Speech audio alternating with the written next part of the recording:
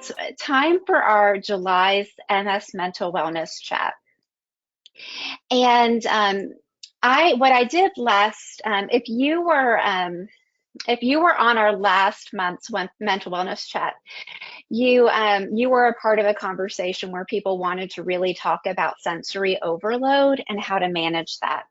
And I thought that actually paired fairly well with today's topic, which is really how to calm anxiety, panic, and fear. So I added some bonus content, and I want to talk a little bit today about sensory overload and how to cope with it and explain it a little bit too.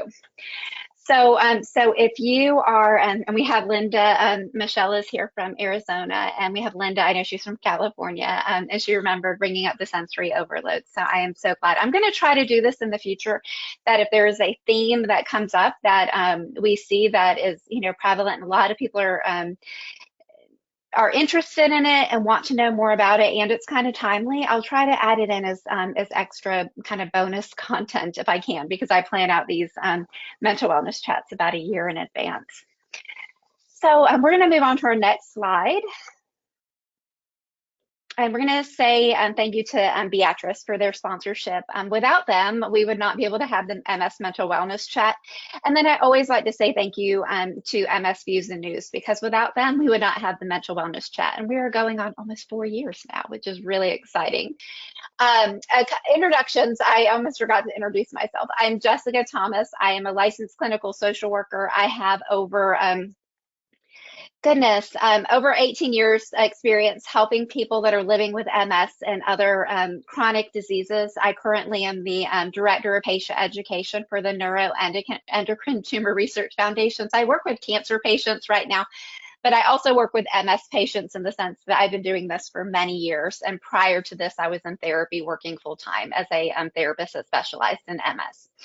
I also had MS, so it gives me a little bit of two ways that I experience things, professionally and then personally.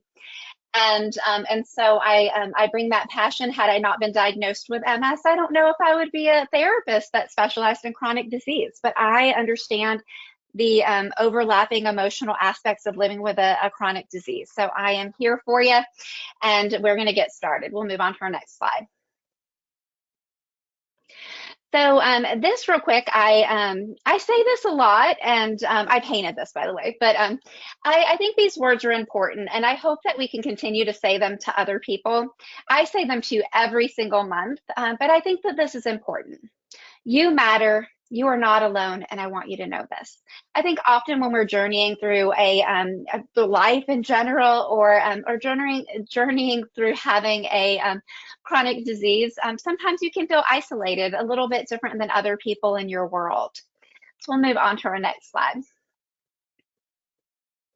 So we're going to use the question chat box, which means the question box. I want you to tell me where you're from. Are you new to the MS Mental Wellness Chat? And we're going to do a mood check-in. How are you feeling tonight? And I'll get us started. So again, I'm Jessica Thomas. I live in North Carolina, and I've been facilitating this mental wellness chat since the very beginning. Been super happy to be a part of it. We did this during COVID, and it just ended up being really successful, so we kept it going.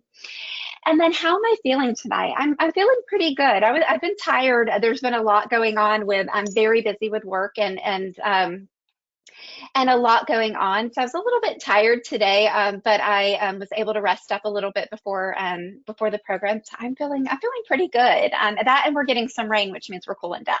We're going to talk a little bit about anxiety, panic, fear. I'm not going to focus so much on the fear tonight, because each one of these could actually be its own segment in its own program, and I'm adding extra content on sensory overload.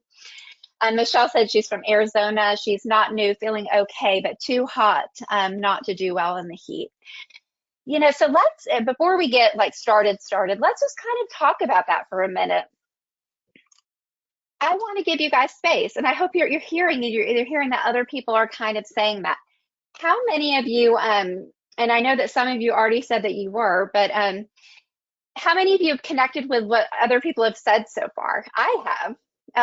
The people that have said that they haven't been able to do as much outside, Well, I can connect with that because I love to be outside. And I got on the porch today for a little bit. And I'll just share this because it's a coping thing. But I paint a little bit. I'm starting to paint a little bit. And but I can't be out there too much because it's too hot. So I get kind of bummed because I have to go back inside and the sunlight's not as good. And then I feel tired because I was outside. So we have Terry from Canada. Oh, sorry, Terry is from Regina, Canada, Shashaquin. I cannot say that, Canada. She's not new. I'm so sorry. When you said that, and I called you Regina, I was wondering, because your name says Terry on it. And then we have Paula. She said, yes, it's harder in the heat. Sherry said, yes. Rick said, yes, heat is not good. Linda says, yes, summertime heat is bothersome, especially at triple digits today. Absolutely. And Susanna says, I relate as it's very hot in Florida. And then Michelle says, the heat drains all the energy out of me. So before we get started, because this is kind of a thing, it's the end of July, it's hot. We're going to have August and then eventually we'll get somewhere cooler. I would like for you guys to share what is something you do to take care of yourself when you're managing the feelings like a kind of frustration that you can't go out as much or that you're just coping with the heat. So one of the things that I shared that I do is I paint, but I do go outside. I generally will try to go outside in the evening or in the morning, but I don't go outside for long periods of time, but I still try to go for a little bit. So if you have any, Rick says doing yard work early in the morning, absolutely. Nancy says doing scrapbook and making cards. Natasha says, I pray and do crossword puzzles. And then Krista says, I go out in the morning to the garden. So you kind of adjust a little bit. But I think we need to give space. That sometimes things just don't feel good, right? And sometimes it's just pretty hard for us. And so I just wanted to give you space. So we have Mona that says, I go outside in the morning. We have Paula that says she listens to audiobooks. We have Dion that says, I use a neck fan when I need to go out. Those are really, really great. And then Susanna says, I like to sing karaoke. Linda says, my husband will cool down the car for me before I leave the house. It's a really nice thing to do. So we're all doing things and we're all coping. I want to give us space to say, it's okay, it's hard. So I appreciate that before we dived in to our topics today. So let's go on to our next slide. So we're going to understand and talk a little bit about anxiety, panic, and fear in MS. So anxiety is characterized by excessive worry or apprehension about future events. Panic involves essentially sudden, intense episodes of fear or discomfort, and it often accompanies with physical symptoms like shortness of breath or like maybe rapid heart rate. And then fear often can relate to, threats or concerns. And when you think about it specifically to MS, sometimes people can have fear about just the uncertainty of MS. But we're not going to be sticking on that topic for this time, because I really wish sometimes this was an hour and a half or 2 hours long, but an hour is not long enough to go through all of that. So triggers for anxiety and panic might include symptoms like fatigue or mobility issues, unpredictability of the disease, or concerns about the future. But also another thing that we that may trigger it is the idea of going out, or being outside and not knowing how you're going to feel, or knowing that you've got to do something. And so, oh, it looks like we're going to lose Nancy. If I lost you, it's storming. She might, and her power's flickered. But if you log off, we're going to miss you. But come back and watch the recording, and please come back next month. So now we're going to talk about understanding sensory overload in MS. So we're going to move to our next slide. And MS can affect sensory processing and can increase sensitivity to stimuli, making it essential to really to develop some coping mechanisms. So to understand a little bit more about sensory overload, it really refers to the state of being overwhelmed by excessive sensory input, which can include sights, sounds, smells, or textures. And we have Rick that says anticipation. Sorry, I'm not saying that word right. And I have my retainer in, so I'm really sounding silly today. And when you're anticipating something that sometimes can make it worse at the event. Absolutely. If you're anticipating that, I remember that last month you had a concert you were going to, and probably anticipating like the noise, the crowd, kind of having to navigate it. All of that kind of adds up. And MS can contribute to sensory overload due to the impact that it has on our nervous system. So it can lead us to have heightened sensitivity and difficulty processing sensory information. I don't know if many of you experience this, but I know that sometimes I can experience like a sensory overload or a processing overload if I'm tired. I notice that fatigue kind of triggers that for me. So common triggers for sensory overload in MS might be bright lights, loud noises, crowded places, or a very complex visual stimuli. So symptoms can range from feeling irritable to anxious to physical discomfort to cognitive difficulties. So we'll move on to our next slide. And I want to ask you, how many of you can relate to that? Either we can stick on the anxiety or fear and panic, but the sensory, I was so popular last month and you wanted more of, we can talk about that too. Like how many of you relate to that information that you just heard? Rick said, definitely, oh yeah. Joe said, the first time I fell, when I was leaving the circus with my family, I think about the lights, the noise, and the people. It was just too much. It's a great way to explain it. And it probably doesn't even need to be a literal circus, but sometimes. So Linda says all of it she can relate to. Susanna said I had that at work when I was overloaded. Absolutely, I can see that. Michelle says I can definitely relate to loud noises and crowded places. Sherry says me. Mona says 100%. Terry says yes. Line says totally relate to it. Susanna said had to take FML for a month to rest. Mona says sensory overload is often the symptom she struggles with. Michelle says she doesn't do well in crowds. And Paula says, yes, sensory overload gets me often, so I try to stay away from bright lights or loudness. One of the examples, I was talking to the people from the support group yesterday, and one of the examples I mentioned, because they weren't really picking up on the sensory overload theme, but I think ultimately they got it. But as I asked them, I said, have you ever been to like Walmart or the grocery store at 11 o'clock at night? It's not I'm in bed now these days, but have you ever walked into a store like that at like 11 o'clock at night and you feel disoriented because it's so bright and there's so much noise and you really can't focus because it's just too much going on? Well, even if there's no people in it. And that can be very similar to going to a very crowded place, like a concert, a event, so it can very much be that way. Natasha says that crowded places can cause that. Linda says it puts me in a frenzy, is what I call it. And Mandy from North Carolina. Hi, Mandy. I'm glad you're here. She said, absolutely. I become overstimulated very easily now, and I'm tired, and it can trigger me to go into meltdown mode. So it's important to know, and we'll talk about this a little bit, being able to identify the things that cause this, right? And coming up with strategies. Sometimes the sensory overload can come up out of nowhere. And I'll share just, and Linda says, yes, meltdown mode for sure. So I wanted you to hear that, Mandy. So Linda here says she understands the meltdown mode. Recently, within the past year, I went to a comedy show.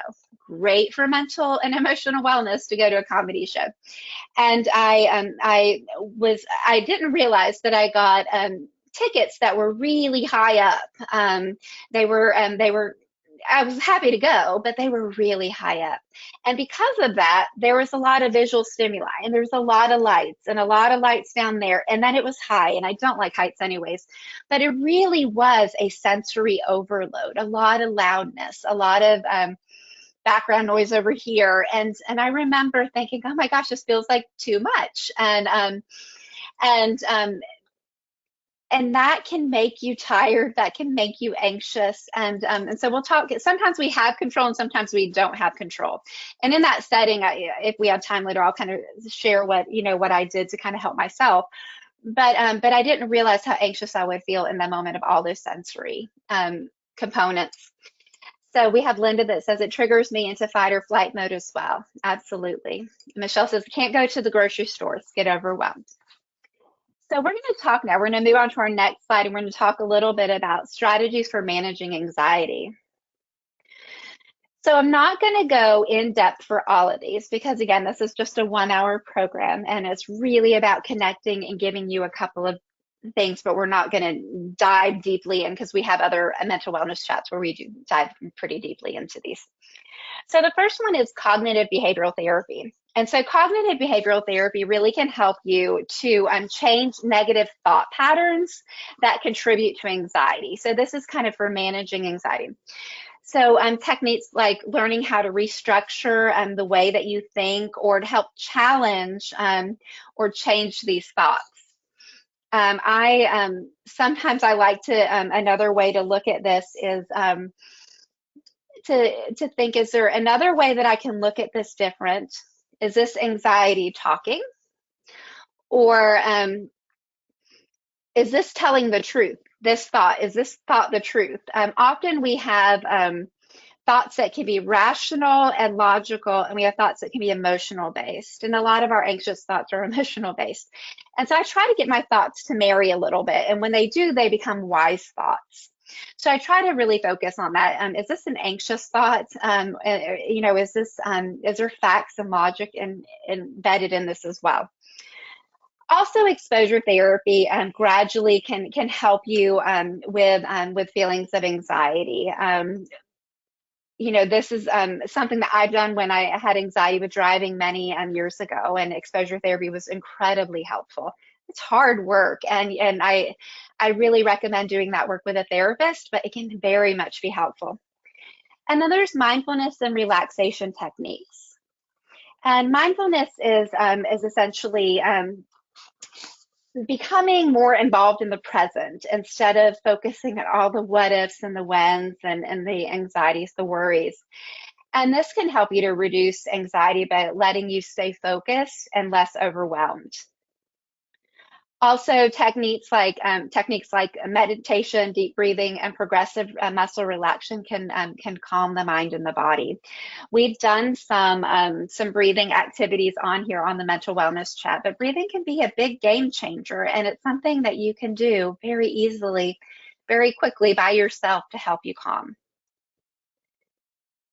And then routine and lifestyle adjustments. A consistent routine can help provide stability and predictability, which helps manage anxiety. And then this one I think is really, really important. Making sure that we're getting adequate, I'm going to sneeze it sometimes, so I apologize when that happens. Making sure that we get adequate sleep and we're eating well. And those things are important because if not, they can we are less emotionally resilient when we don't have enough rest. And we already have a deficit with MS and kind of in our energy levels often. And so if we're not well rested, we definitely are more prone to anxiety, or prone to meltdown mode or frustration, and even actually more prone to sensory overload. So fatigue level is important to note in sleep, and then also adequate nutrition, because we're not as resilient if we are undernourished, or if we're hungry, because that if you've ever had a period of time where you feel kind of lightheaded because you haven't had enough to eat, and you can kind of identify with that feeling, that's going to make you contribute to anxiety. So let's go. We're going to move 2 slides over, and we're going to talk about coping with panic attacks. So panic attacks are a little bit different than just generalized anxiety. So panic attacks can be sudden and intense. Symptoms might include, like a rapid heartbeat.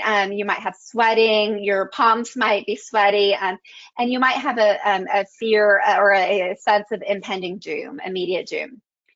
And understanding, because this can lead to a flight or fight kind of feeling. I used to experience this when I had a lot of anxiety with driving many years ago. Those has really been corrected over the years for me, but that my anxiety kind of led to panic when I was driving sometimes. So I could remember that well. If any of you have ever experienced these feelings, because I know I share my own because it's easy because I'm on here talking, but please feel free to chime in and say, yeah, I know what a panic attack feels like. So that way other people can see it's not just me, but so you can hear from each other as well. But some techniques that can help with panic attacks, one is grounding techniques. For example, there's a grounding technique called 5, 4, 3, 2, 1, and that's where you identify 5 things that you can see, 4 things that you can touch, 3 things that you can hear, 2 that you can smell, and 1 that you can taste. Also, another grounding activity, it's a very simple one. Is that you can. I had a friend recently that was flying abroad, and I gave her and her family some peppermints because her husband has a little bit of flying, and panic can set in when you're flying, and so we talked about breathing techniques and some peppermints, and I thought if you focus on the peppermint, the peppermint helps if you have any nausea, but if you're focusing on the taste and the smell and focusing on it in your mouth, that can help calm you a little bit too. So I'm going to read some of the comments here. We have Natasha that says, I take medicine to manage my anxiety, and that is great. It's important to take the medications that help us manage our emotional wellness. Sherry says she understands these things well. Mona says, yes, I've experienced panic attacks as well. Sherry said, I used to breathe so fast, I hyperventilated.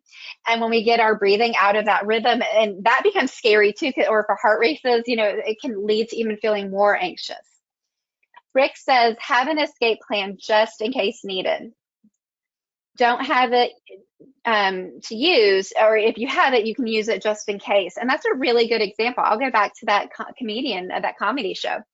So when I realized that I was having intense sensory overload from where I was sitting, and my MS is pretty invisible, so most people are not going to, I can say, I have MS, I have anxiety, I have sensory overload, and most people are not going to, really care, to be honest, which is frustrating because it's invisible.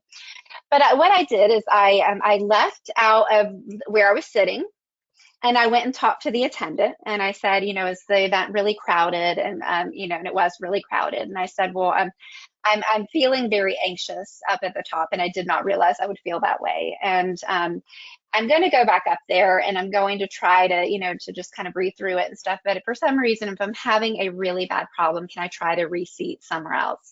And she was pretty nice, but it takes a lot of bravery to do that, and a lot of it's hard to kind of own that's how you feel. But then I also did have an escape route. I knew exactly how to get out of that spot. So it's a good point, Joe.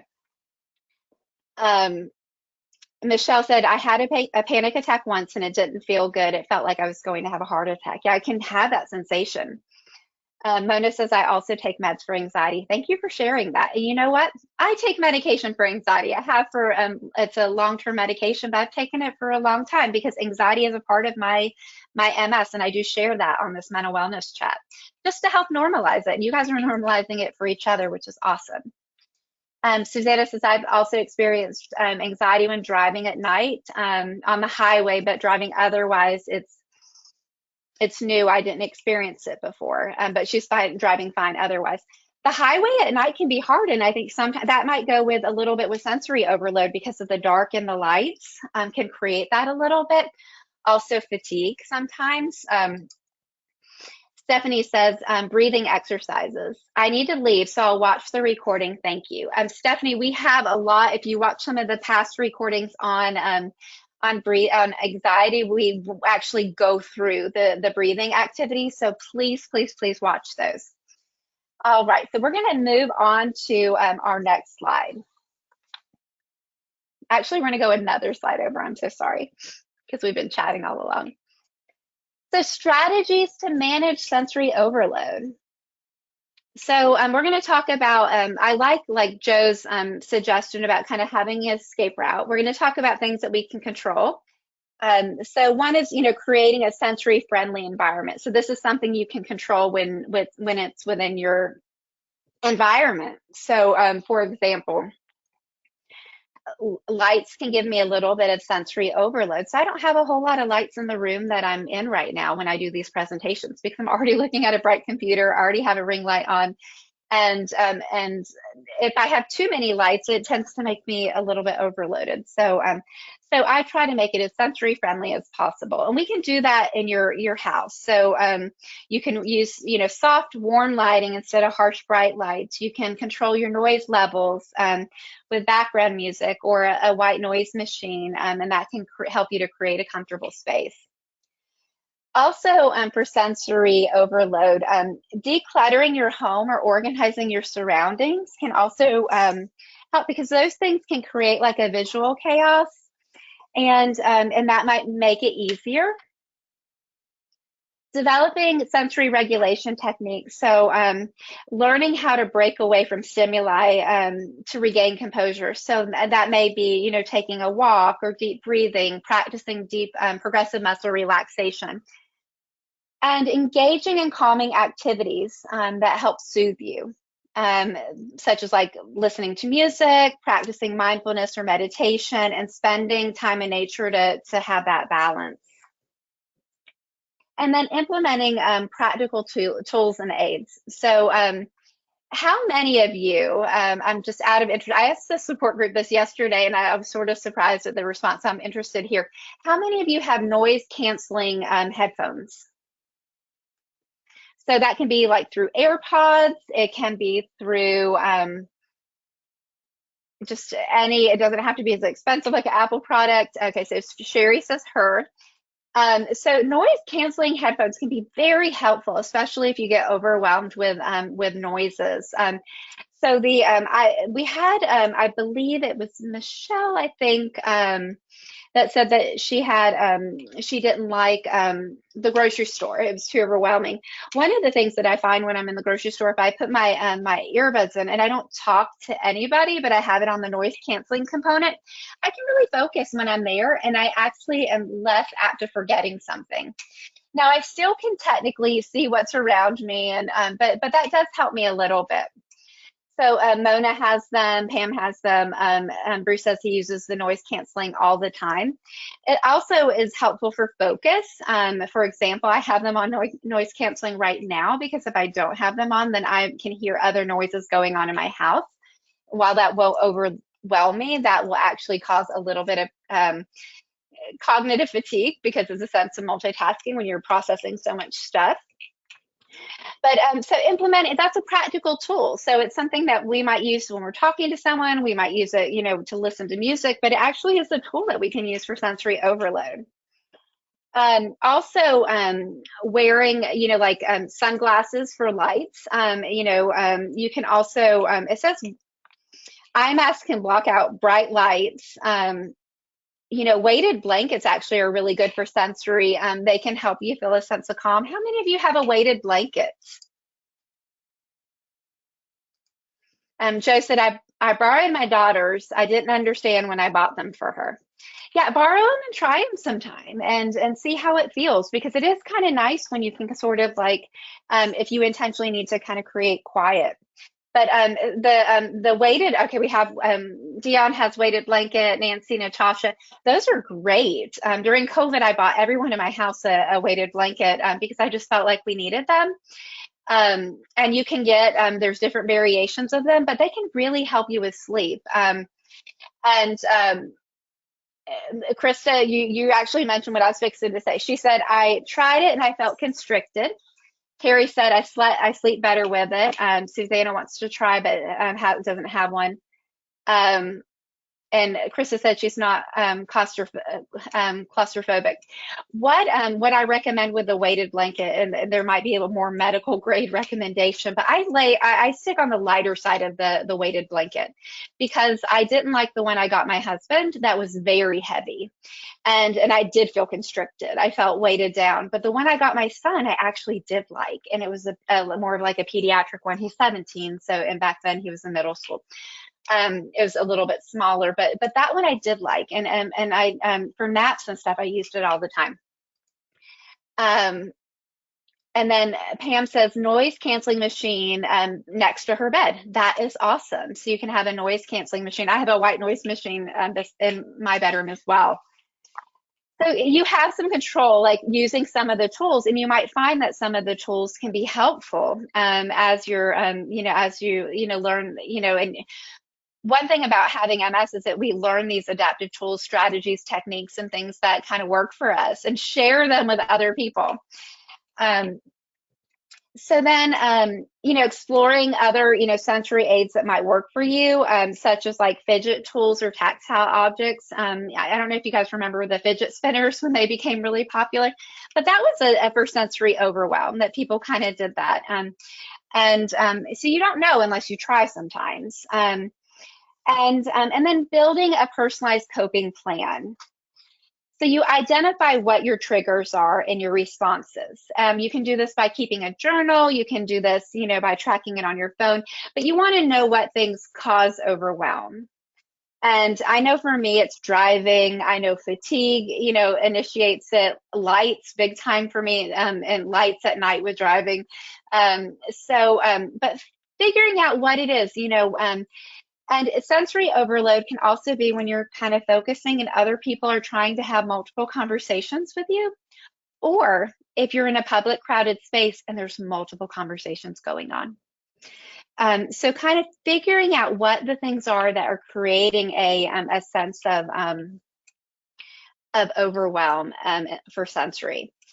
And then you develop a plan that helps you to either avoid some of those things, or how do you mitigate some of the triggers, and then you incorporate the techniques into your daily life. I'll go back to that that comedy show.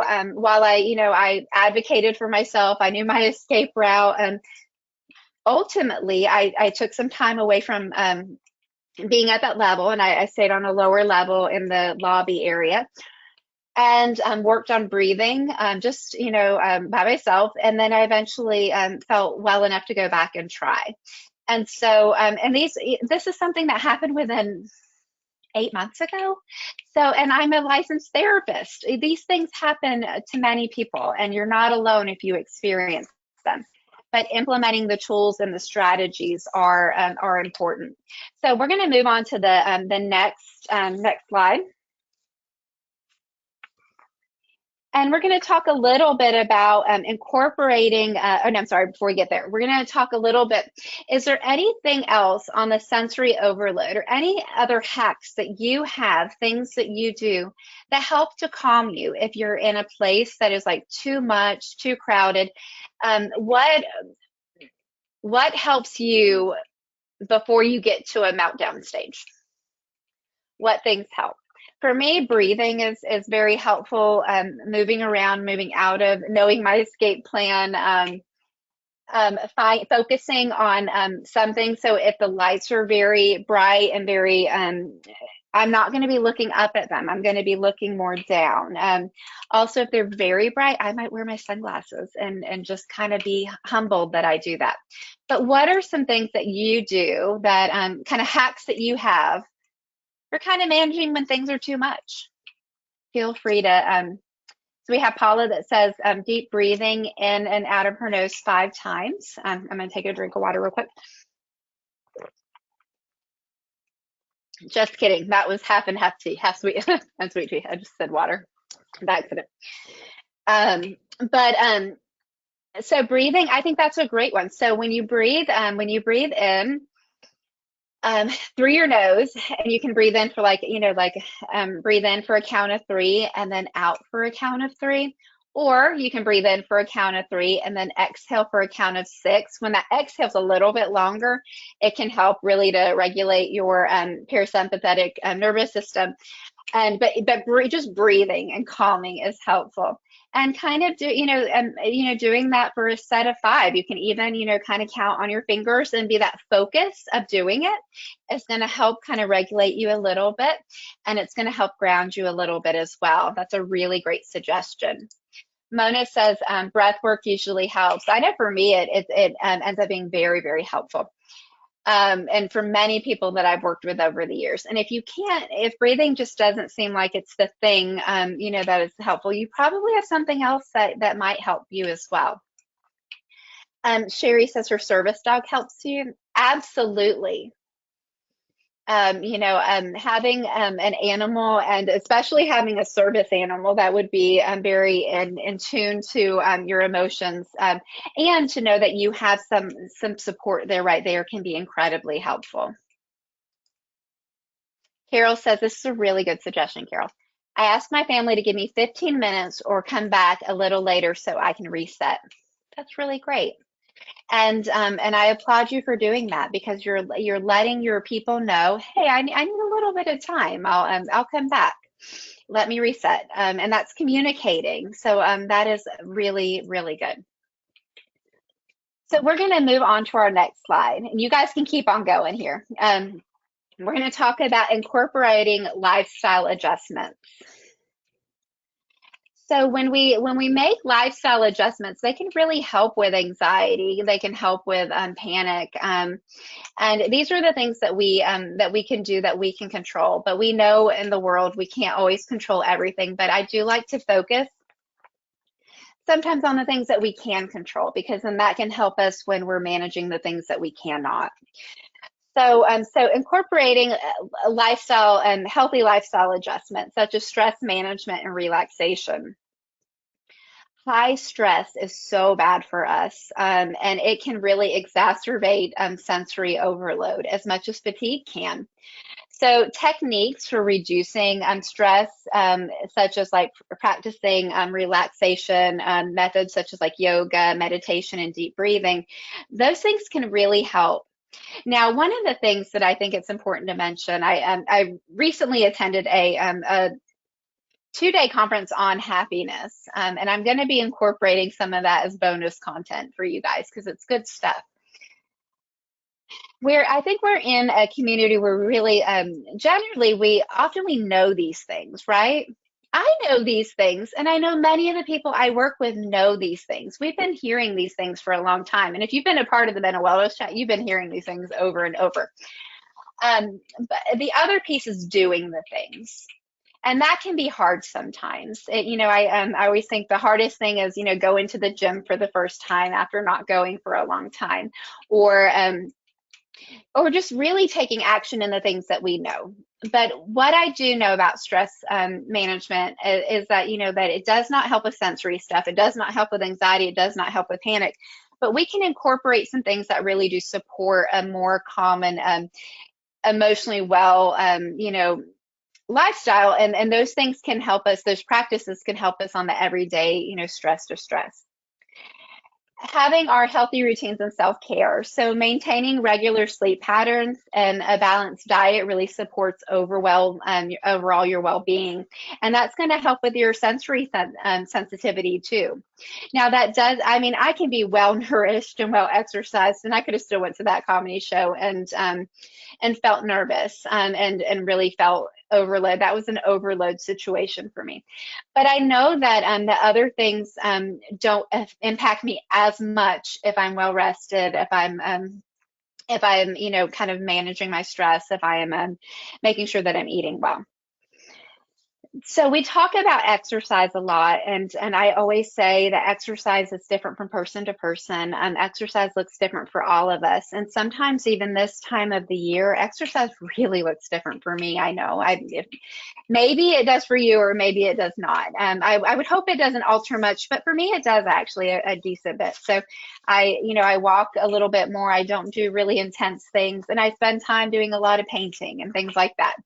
Um, but exercise is good for us, and movement is good for us, and it's good for us for many different ways, but it's good for us physically and also from a psychological perspective, and it can help us manage stress. So these all these things that I'm talking about always usually kind of hold hands and connect in some way.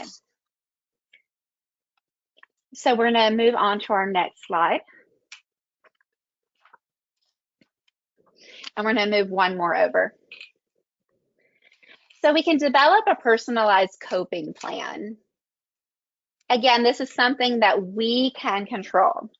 So when you develop a personalized action plan on coping techniques and strategies, then you have things and tools and resources that you can turn to right away. And it's important to regularly look at your coping plan and make adjustments as needed. I know that, like, depending on my circumstances and depending what's going on in my life, my coping looks a little bit different. So, but developing this is a long-term strategy. So when we think of those, we talk about breathing, we talk about yoga, we talk about, meditation, trying to really incorporate some of those. And I'm going to ask you a question. How many of you have struggled with any of those? Like, you know what's good for you, but it's hard to do it. And I know that's a brave question for me to ask, but I'm wondering, like, how many of you know, like, it's good for you, but it's hard to do it? Now, I'll give you an example. Good, thank you. Sherry says me. Natasha says me all the time. Thank you for being real. And some people may not have this problem at all, but I know I do sometimes.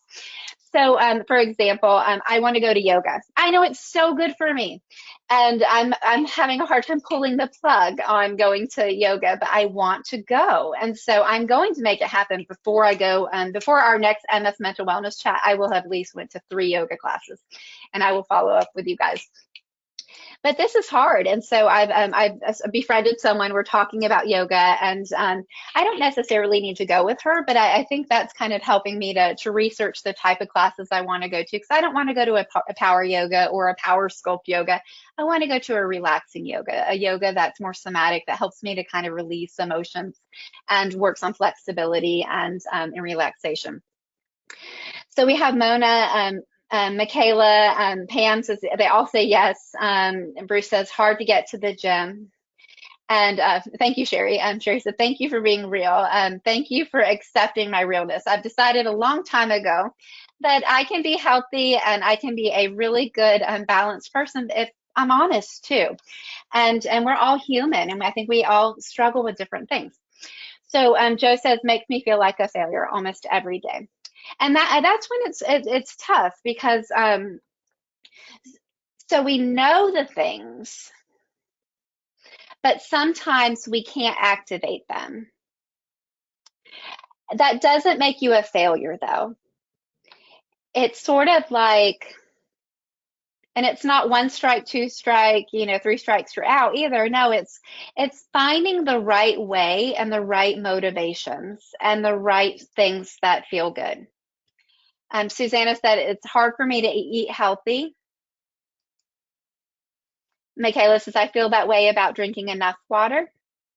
And then Krista and actions say, Krista says, logic and actions aren't always congruent.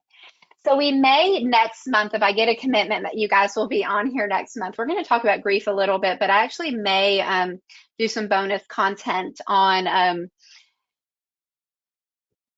things to help with motivation and making action steps. And it's not about like creating an action plan. There's a really a great thing I use in therapy. There's this book. It's called The 4 Tendencies, and it was created by Gretchen Rubin.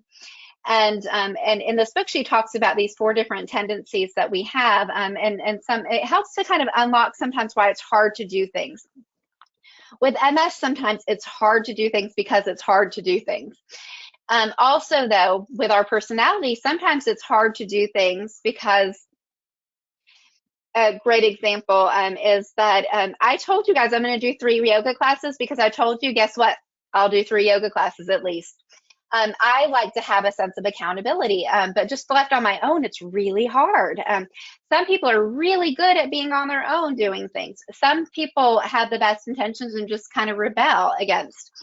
So if you, and then some of us procrastinate. And and so Michelle said, I go to the gym. However, I'm not consistent. I'm so happy I joined. Thank you. I'm so happy you joined tonight too, Michelle. And so what I'll do is I'll put some, if you guys want this, would you like bonus content on kind of like some of those like motivation strategies? And it's not like going to be feel good stuff. It's going to be actually techniques on what you can do to help. Okay, so we have Susanna, Sherry says yes, Natasha says yes. Paula says, what can what I do what I can for my disability level right now, which is amazing. Do what you can with the level and the capacity that you can, and allowing yourself to know that is enough and that is good. Pam says yes. Linda says yes. Okay, so Joseph's knowledge is power. Krista, you're right. Gretchen Rubin does have a podcast. It's a happiness podcast. That's how I got connected to her many, many years ago. And so so she says, if I'm accountable to someone else, I'll do it. Learning to be accountable for myself. It doesn't make you a bad person if you can't fully be accountable to yourself. It's a tendency, a personality. So we'll talk about this a little bit more, and I'll bring some of her resources in. But the truth is those things really, when we understand ourselves and how we do things, we can change how we can do them, and then we become a little bit more accountable. It's so frustrating that I can't just sometimes do something on my own, and I know it is for you guys too. And it can be, you know, frustrating. But we'll go through on some of those tips next month, which would be helpful. So I'm gonna, I wrote out a card for someone. I don't think you can, okay, you can kind of see the gist of it. Okay. So it's a card that's personally going to someone, but the idea is a spiral.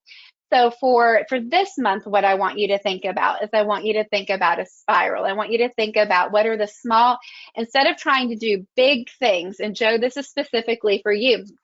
And I want you to acknowledge the things that you have done, because often we're driven by to-do lists. I should do this. I should do that. I should do this. And on days that you're not feeling good, that list can feel like a monster, a mean monster. And so what I would like for you to do is to consider doing an I did list. Like, for example, today, I took a nap. I took a shower, yesterday I didn't take a shower, because I didn't need to, but I just celebrate the things that I did do. I want you to think about that as when you're feeling super defeated, look at the things that you did do, and they can be small things. We often don't give ourselves credit for the things that we are doing. We just beat ourselves up for what we're not doing. But thinking about the small things. So if you wanted to, to go, if you wanted to go to the gym and you didn't make it, then maybe, maybe you do some stretches. Maybe you do 5-minute stretches, find little things. Michelle says, I go to a Pilates class and it's a great stress reliever. It very much is. Yes.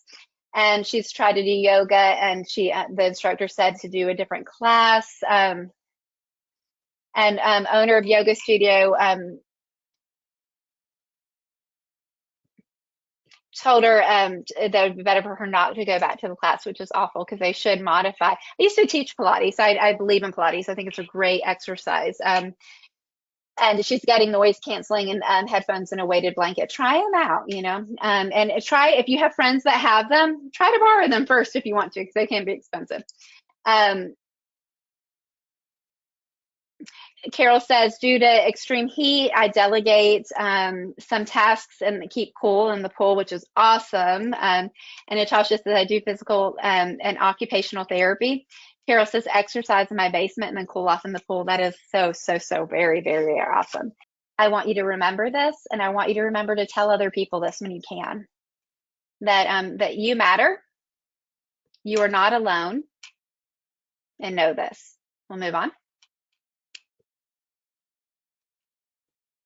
So I'm going to thank MS Use the News again and Viatris for tonight's program, because without their support, we wouldn't have this community. And this is like such a cool community. You guys have no idea how much energy you give me, and I'm just kind of talking to myself the whole time, but you guys are talking with me in the chat. And thank you, Krista. I am going to be reporting about you guys. So we're going to move on for our next slide. So you know me. Okay, so a couple people don't know me, but for the people that are new to me, this is my ending slide. I use it every single time since the very beginning, because I don't like to say goodbye, because I'll see you next month, I hope. And if for some reason, if something comes up, maybe I'll see you the next month. But this program is here for you, and we are a great community. So I'm not saying goodbye, but I'm saying I will see you later. I wish you a really nice rest of July, to hang on to the things that you can control, and to know that you are not alone and you are a part of a community here. Have a good evening.